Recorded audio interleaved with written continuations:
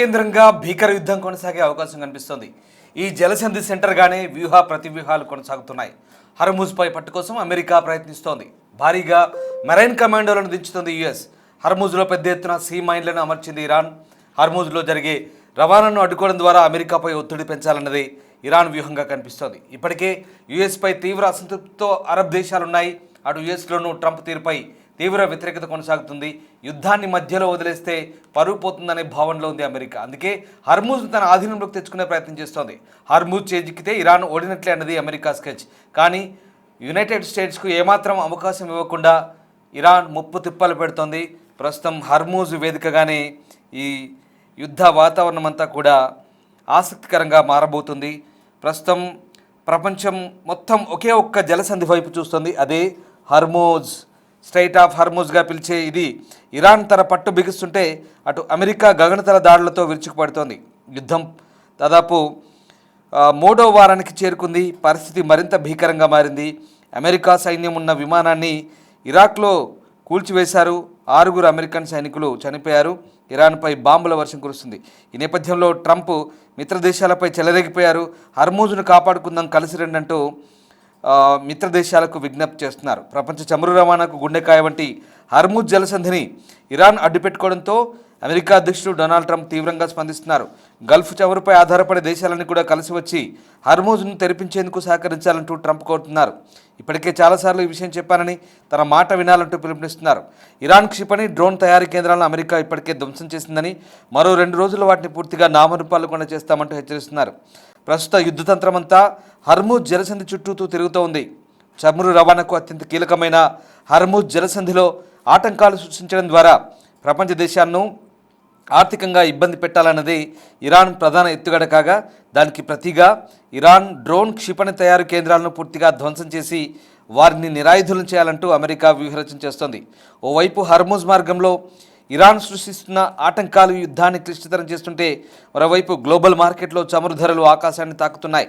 ప్రపంచ దేశాలు తీవ్ర ఆందోళనతో ఉక్కిరిబిక్కిరవుతున్న వేళ ప్రస్తుతం ఇక ఇరాన్ హర్ముజ్ జలసంధిపై ఇంకా పట్టు వదిలే అవకాశం కనిపించట్లేదు. అయితే ఇరాన్ ఇలా చెబితే వినే పరిస్థితి లేకపోవడంతో ఇక అమెరికా వ్యూహాలు మరింత పదును పెడుతోంది.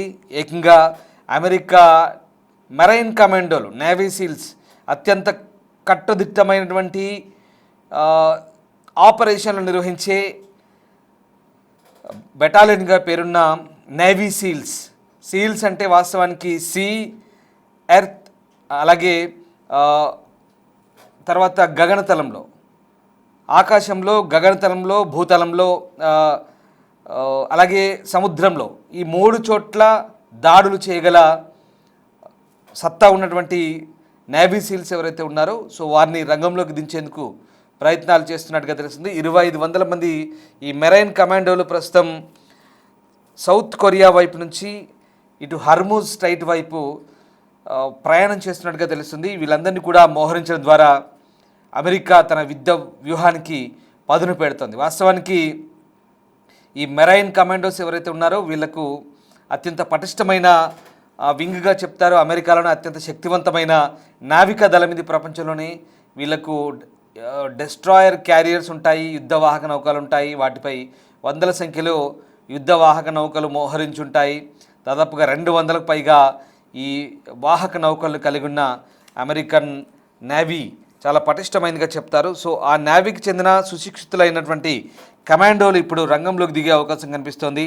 ఎందుకంటే హర్ముజ్ను బ్లాక్ చేసి ఉన్నటువంటి ఏవైతే మైనింగ్ క్యారియర్లు ఉన్నాయో ఇరాన్కి సంబంధించి, ఇక వాళ్ళని మట్టుబెట్టే పనిలో ఈ నేవీ సీల్స్ గట్టిగా పోరాడే అవకాశం కనిపిస్తోంది. ఇరాన్ యుద్ధం తీవ్రమయ్యే అవకాశాలు కనిపిస్తున్నాయి. ఇప్పటివరకు వైమానిక దాడులు మాత్రం నిర్వహించిన అమెరికా, ఇజ్రాయెల్ ఇప్పుడు భూతల దాడులకు సిద్ధమవుతోంది.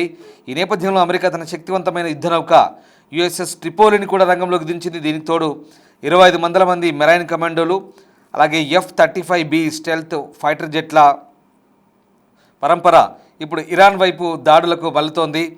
ఇక యుఎస్ఎస్ ట్రిపోలి ఒక పెద్ద ఉభయచర దాడి నౌకగా చెప్తారు. దీని బరువు 45,000 టన్నులు, పొడవు 844 అడుగులు, విలువ దాదాపు 3.4 బిలియన్గా చెప్తారు. ఇది కేవలం ప్రామాణిక రవాణా చేసే నౌక మాత్రమే కాదు, ఇక ఒక లైటనింగ్ క్యారియర్గా కూడా చెప్తారు. మెరుపు దాడులు చేస్తుంది. అలాగే దీని డెక్ పై నుంచి అంటే డెక్ ఏదైతే ఉంటుందో దాని స్పేస్ నుంచి దాదాపు F-35B అలాగే లైట్నింగ్ 2 లాంటి స్టెల్త్ ఫైటర్ జెట్లను ఇది ప్రయోగించగలని చెప్తున్నారు. అలాగే ఇవి నిలువుగా టేకాఫ్ చేయగలదు. అలాగే మందుగుండు సామాగ్రిని కూడా ఇది ప్రెసిషన్ అటాక్స్ చేసే మందుగుండు సామాగ్రిని కూడా ఇది కాలి ఉంటుంది. ఈ నౌక సముద్రం నుంచి నేరుగా శత్రువుల భూభాగాలపై దాడి చేసి అసాల్ట్ నౌకగా రూపొందించారు. సో 25 మంది మెరైన్ యుద్ధ సైనికులు, హెలికాప్టర్లు, ట్యాంకులు భూమిపై పోరాడగలరు. ఇక స్టెల్త్ సామర్థ్యం ఉన్న F-35 విమానం ద్వారా వీళ్ళంతా కూడా రాడార్లకు చిక్కకుండా దాడులు చేయగలరు. సో ఇరాన్పై 3 వైపుల నుంచి దాడులకు అమెరికా సిద్ధమవుతుంది. ఇప్పటికే USS అబ్రహం లింకన్ ఇప్పటికే అరేబియా సముద్రంలో ఉంది. మరోవైపు USS గెరాల్డ్ ఫోర్డ్ ప్రస్తుతం ఎర్ర సముద్రంలో ఉంది. అలాగే USS ట్రిపోలి ఇక దాదాపుగా పర్షియన్ గల్ఫ్కి చేరుకోబోతుంది. ఈ 3 నౌకలు ముప్పేట దాడి చేసే అవకాశం కనిపిస్తుంది. స్టెల్త్ ఫైటర్లు, ఎలక్ట్రానిక్ వార్ఫేర్ జెట్లు, అలాగే దాడి హెలికాప్టర్లతో సహా మొత్తం 150కి పైగా యుద్ధ విమానాలను తీసుకువెళ్తున్నాయి. ఈ ప్రాంతం చూస్తే రానున్న కాలంలో ఇరాన్పై దాడులు తీవ్రమయ్యే అవకాశం కనబడుతుంది. సో ఇరాన్ నేలపైకి దిగి ఆపరేషన్ చేసే అవకాశం కూడా కనిపిస్తుంది. సో మొత్తం మీద హర్మూజ్ వేదికగా ప్రస్తుతం ఈ యుద్ధాలన్నీ కూడా హర్మూజ్ కేంద్రంగా సాగే అవకాశం ఉంది. ఎలాగో అమెరికా, ఇజ్రాయెల్ ఓవైపు నుంచి మిసైల్స్ అటాక్ చేస్తోంది. భారీగా మిసైల్స్, క్షిపణులు ప్రయోగిస్తున్నారు. సెంట్రల్ ఇరాన్, అలాగే ఇవాళ తాజాగా సెంట్రల్ ఇరాన్లోని ఇస్ఫహాన్, 2వ అతిపెద్ద నగరమైన ఇస్ఫహాన్పై భీకర దాడులు చేశారు. అక్కడ చాలామంది చనిపోయారు. టెహ్రాన్లో, అలాగే సదరన్ టెహ్రాన్లో, మిగతా ఆగ్నేయ ప్రాంతం వైపు ఇరాన్లో, దాంతోపాటు ఇరాన్లోని చుట్టుపక్కల టెహ్రాన్తో పాటు విస్తరించినటువంటి చుట్టుపక్కల నగరాలు షిరాజ్ కావచ్చు, టెహ్రాన్ కావచ్చు, అలాగే మిగతా కొన్ని దాదాపు 83 ప్రాంతాలను టార్గెట్ చేసినట్టుగా తెలుస్తుంది. ఆ 83 సిటీల్లో దాదాపుగా ఎక్కడెక్కడైతే IRGC బ్రిగేడ్ ఆఫీసెస్ ఉంటాయో, తర్వాత IRGC కమాండ్ సెంటర్లు, తర్వాత మిసైల్ లాంచ్ ప్యాడ్లు, డ్రోన్ లాంచ్ ప్యాడ్లు, వీటన్నిటి కూడా విధ్వంసం చేశామని చెప్తున్నారు. అలాగే సముద్రం వెంబడి పర్షియన్ గల్ఫ్ వెంబడినటువంటి నేవీ బేసెస్, ఎయిర్ బేసెస్, అలాగే అక్కడ ఉన్నటువంటి డొమెస్టిక్ ఎయిర్పోర్ట్ని మొత్తం విధ్వంసం చేశారు. ఇక ఇన్ని చేసినా కూడా భూ అంతర్భాగంలో ఉన్నటువంటి డెన్ ఏదైతే ఉందో ఆ భూ అంతర్భాగంలో ఉన్నటువంటి క్షేత్రాల్లో వందల కొద్ది, వేల కొద్ది మిసైల్స్, అలాగే డ్రోన్లు ఇంకా ఉన్నాయి. ఇరాన్ స్టేట్ టీవీ ఒక్కొక్క వీడియో రిలీజ్ చేస్తుంటే అమెరికా, ఇజ్రాయెల్కు దిమ్మ తిరిగిపోతుంది నిజంగా చెప్పాలంటే. మరి అవి పాత వీడియోలా, కొత్త వీడియోలా, అవి ఉన్నాయా, విధ్వంసం అయ్యాయో తెలియదు. కానీ వందల కొలది డ్రోన్లు, షాహిద్ 136 డ్రోన్ అనేది ఎంత భీకరంగా విరుచుకుపడుతుందంటే 50 కిలోల మందుగుండు సామాగ్రిని మోసుకెళ్ళి ఎంత తేలిగ్గా శత్రువు లక్ష్యాలపై విసిరగలుగుతుందో అంతే స్పీడ్గా అక్కడ విధ్వంసం చేయగలుగుతుంది. ఇక ఫతా క్షిపణులు, ఫతా 1, ఫతా 2 చాలా దారుణమైనటువంటి క్షిపణులు అవి. ఇవి దాదాపు హైపర్సోనిక్ వేగంతో వెళ్తాయి. అక్కడ కొన్నిసార్లు ఎయిర్ డిఫెన్స్ సిస్టమ్ కూడా వీటిని అడ్డుకోలేదు, కష్టతరంగా ఉంటుంది. కామికేజ్ క్షిపణి ఇందాక నేను చెప్పినట్టుగా షాహిద్లో చాలా రకాలు ఉన్నాయి, చాలా రేంజెస్ ఉన్నాయి. దాంట్లో వీటినన్నిటి కూడా కామికేజ్ అంటారు. సో ఇవన్నీ కూడా ప్రస్తుతం ఇరాన్ అమ్ముల పొదిలో భయంకరంగా ఉన్నాయి. మరి వీటిలందరికీ కూడా రియల్ టైం GPS టెక్నాలజీ ఎవరు ఇస్తున్నారంటే రష్యా ఇస్తుందని తెలుస్తోంది. చైనా, రష్యా సహకరిస్తున్నట్టుగా తెలుస్తోంది బ్యాక్ ఎండ్లో. సో మొత్తం మీద యుద్ధం చాలా పకడ్బందీగా జరుగుతుంది. వందల సంఖ్యలో మిస్సైల్ని వర్షంలాగా, ఒక వర్షం పడితే ఎలా ఉంటుందో ఆకాశం నుంచి అలా మిస్సైల వర్షం కురుస్తోంది ఇజ్రాయెల్పై, సదరన్ ఇజ్రాయెల్పై. అలాగే ఇజ్రాయెల్లో చాలా ప్రాంతాల్లో హైఫా లాంటి సిటీ, తీర ప్రాంత సిటీ, జెరూసలేం, వెస్ట్ జెరూసలేం, దాంతోపాటు టెల్ అవీవ్, దాంతోపాటు ఎలాట్ నగరం, ఇట్లా చాలా ప్రాంతాలు ఉన్నాయి ఇజ్రాయెల్లోని. చాలా ప్రాంతాల్లో ఇవన్నీ కూడా ఒక రకంగా భయంకరమైన దాడులను ఎదుర్కొంటున్న పరిస్థితి కనబడుతూ ఉంది. సో ఆ రకంగా హాలోన్ వంటి నగరం కూడా తాజాగా ఇవాళ మిసైల్ వర్షం కురిసింది హాలోన్పై. ఇట్లా చాలా సిటీస్ ఉన్నాయి. ద సేమ్ టైం ఇజ్రాయెల్, అలాగే అమెరికా సంయుక్త దళాలేమో అటు లెబనాన్పై. అంటే ఎందుకు పడుతున్నాయి, ఎంత పకడ్బందీగా ఎలా చేయగలుగుతున్నారంటే వీళ్ళు హెజ్బుల్లాకి కూడా ఈ ఆయుధాలను పంచారు. హెజ్బుల్లా ఏం చేస్తుంది, లెబనాన్ వైపు నుంచి వేస్తుంది దాడులు. ఎక్కడైతే కార్నియా నది ఉందో కార్నిష్ నది, ఆ కార్నిష్ నది తీర ప్రాంతం నుంచి హెజ్బుల్లా ఇటు ఇజ్రాయెల్ వైపు దాడి చేస్తుంది తీర నగరాలపై.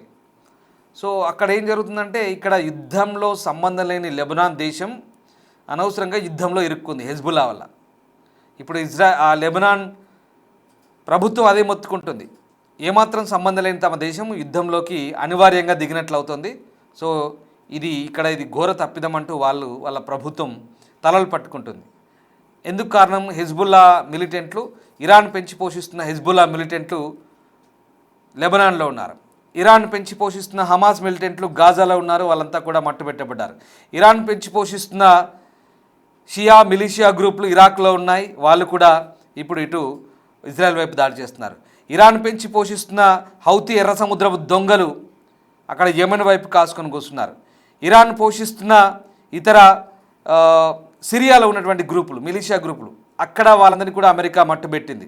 ఎక్కడ ఒక చోట కాదు, ఇరాన్ ఇన్ని సంవత్సరాలుగా చుట్టుపక్కల దేశాలు Lebanon, Syria, Iraq, Yemen, Iran central ఇరాన్తో పాటు చాలా చుట్టుపక్కల దేశాలన్నింటిలో కూడా ఆ దేశాల్లో తీవ్రవాదులను పెంచి పోషిస్తూ ఆయుధాలు డబ్బులు ఇస్తూ ఇన్ని రోజుల పాటు ఒక రకంగా వాళ్ళని పోషించిందని చెప్పాలి. వాళ్ళని పెంచి పోషించడంతో పాటు ఇన్ని రోజుల పాటు ఈ ఆయుధాల తయారీలోనే నిమగ్నమైనట్టుగా కనిపిస్తోంది. అంత భారీ స్థాయిలో మందుగుండు సామాగ్రి, డ్రోన్లు, మిసైల్ ఉన్నాయంటే అమెరికా, ఇజ్రాయెల్ అలాగే పశ్చిమ దేశాలు ఎన్నటికైనా తమపై దాడి చేస్తాయి, ఇక ఆత్మరక్షణ కోసం తప్పదు అన్నట్టుగానే అయతుల్లా అలీ ఖమేనీ ఈ స్కెచ్ వేసినట్టుగా తెలుస్తుంది. భూగర్భ కేంద్రాల్లో ఉన్నటువంటి ఆ డ్రోన్లను, మిసైలను చూస్తేనే అసలు కళ్ళు బైర్లు కమ్ముతున్నాయి.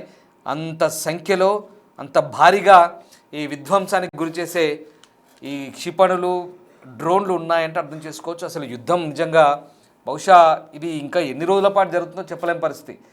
ఇక్కడ యుద్ధం విషయంలో మనం చాలా ట్రాన్స్పరెంట్గా ఉండాలి. ఎవరికి అనుకూలంగా కానీ ఎవరికి వ్యతిరేకంగా కానీ మనం ఇక్కడ యుద్ధానికి సంబంధించినటువంటి విషయాలను పంచుకునేటప్పుడు వాస్తవానికి ఇటు ఇజ్రాయెల్, అమెరికా, అటు ఇరాన్ ఏమాత్రం ఎక్కడా తీసిపోవట్లేదు. మరి వీళ్ళ బలబలాలు తక్కువ అంచనేసి ఇటువైపు అటువైపు చూసి మాట్లాడదామన్నా కూడా ఎవరు ఎక్కడ తక్కువ లేదు.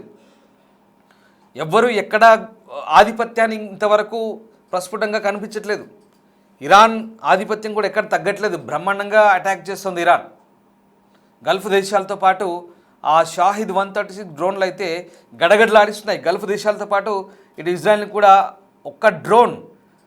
ఒక్క drone any centre single drone Shahid 136 ఇదే ఇప్పుడున్నటువంటి ఒక సినిమా డైలాగ్ ఉంది కదా, సో ఆ మాదిరిగా మనం చెప్పుకోవాల్సి వస్తుంది.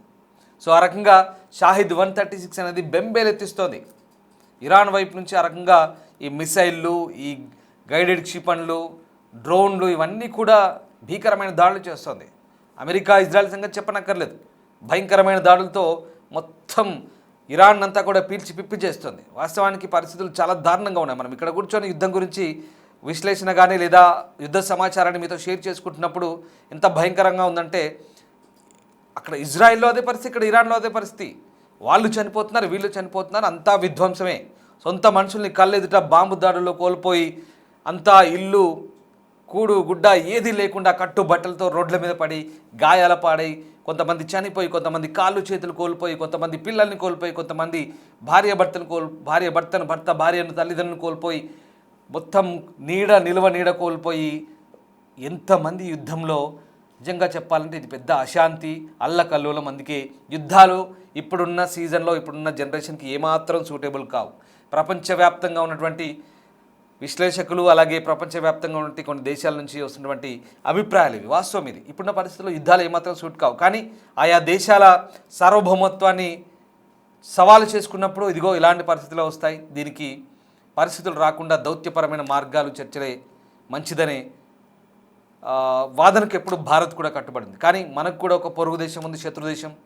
మనం ఎంత శాంతి వచనాల వల్ల వేస్తున్నా మనల్ని ఎప్పుడు రక్తపాతాన్ని చిందిస్తూ మనపై విషాన్ని చిమ్మే ఆ పొరుగు దేశానికి మనం కూడా మొన్న ఇటీవలి కాలంలోనే బుద్ధి చెప్పాం. అందరికీ తెలిసింది ఆపరేషన్ సింధూర్లో. అలాగని చెప్పేసి శత్రువులు రక్తాన్ని చిందిస్తూ విధ్వంసాన్ని కలిగిస్తుంటే ఎవరు చూస్తూ ఊరుకోరు. సో ఇది యుద్ధ తంత్రం అంటేనే ఇలాగ ఉంటుంది. సో మొత్తం మీద పశ్చిమాసియా భగ్గుమంటుంది. ఇక్కడ ఇంతసేపు చెప్పిన అంశాలని ఒకసారి హర్మూజ్ వైపు టర్న్ అయితే కనుక ఈ మొత్తం ఒక ఎత్తు అయితే హర్మూజ్ జలసంధి ఒక ఎత్తు, 33 కిలోమీటర్ల హర్మూజ్ జలసంధి ఇటు ఒమెన్ అటు ఇరాన్ మధ్యలో ఉంటుంది. ఇరుకు ఉన్నటువంటి ఆ 33 కిలోమీటర్లలో నుంచే ఇటు యుఏఈ, సౌదీ, కువైట్, బహ్రెయిన్ నుంచి రావాల్సినటువంటి ఈ ముడి చమురు కానీ లేదా ఎల్ఎన్జి లిక్విడ్ న్యాచురల్ గ్యాస్ కానీ లేదా ఎల్పిజి కానీ ఇవన్నీ కూడా అంతెందుకు అమ్మోనియం నైట్రేట్, యూరియా ఇవన్నీ కూడా అక్కడి నుంచే ఇటు రావాలి దక్షిణ ఆసియా దేశాలకు, తూర్పు ఆసియా దేశాలకు. తూర్పు ఆసియాలో జపాన్ ఉంది, అలాగే ఇటువైపు చైనా ఉంది, థాయిలాండ్ ఉంది, సౌత్ కొరియా ఉంది. ఇక దక్షిణాసియాలో వచ్చేసి మళ్ళీ చైనా కొత్త దక్షిణాసియాలో వస్తుంది, కొరియా దక్షిణాసియాకు వస్తుంది, అలాగే మనకి ఇటు బంగ్లాదేశ్ ఉంది. సో ఈ దేశాలన్నీ కూడా మనము దక్షిణాసియాలోనే వస్తాం. మళ్ళీ మన పైకి పోతే సెంట్రల్ ఏషియా, పాకిస్తాన్ అటు వాళ్ళకు పెద్దగా ఎఫెక్ట్ ఉన్నా కూడా అఫ్కోర్స్ పాకిస్తాన్ కూడా ఇప్పుడు బాధిత దేశంగా మారింది. సెంట్రల్ ఏషియా అనేటువంటి మధ్య ఆసియా అనేటువంటి పాకిస్తాన్ కూడా హర్ముజ్ స్ట్రైట్ మూసేస్తే అక్కడి నుంచి కదా వచ్చేది, అక్కడి నుంచి కూడా బంద్ అయిపోయింది. పాకిస్తాన్లో మొత్తానికి స్కూళ్ళు బంద్ చేశారు, ఎక్కడికక్కడ ఇఫ్తార్ విందులు బంద్ రంజాన్లో. అలాగే తర్వాత గవర్నమెంట్ ఉద్యోగస్తులు కూడా ప్రస్తుతం సెలవులు పెట్టుకొని ఇండ్లలో ఉంటున్నారు, వెహికల్స్ ఎక్కడ రోడ్డు మీద రావట్లేదు. ఇది పరిస్థితి. సో ఇదంతా తెలిసిన విషయమే. దీనంతటి కారణం కూడా హర్ముజ్ స్ట్రైటే. హర్ముజ్ స్ట్రైట్ అనేది ప్రపంచ వాణిజ్యాన్ని ఏ రకంగా ప్రభావితం చేస్తుందని మనం ఇక్కడ డిస్కస్ చేసుకోవాల్సిన అంశం. సో వాటెవర్ ఏదేమైనప్పుడు కూడా పరిస్థితులు ఎప్పుడు చక్కబడతాయని అందరూ కోరుకుంటున్నారు.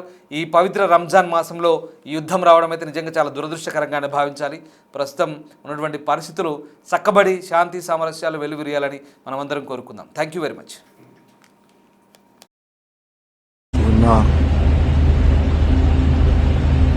طبعا هذا النسبين مو وحده ولد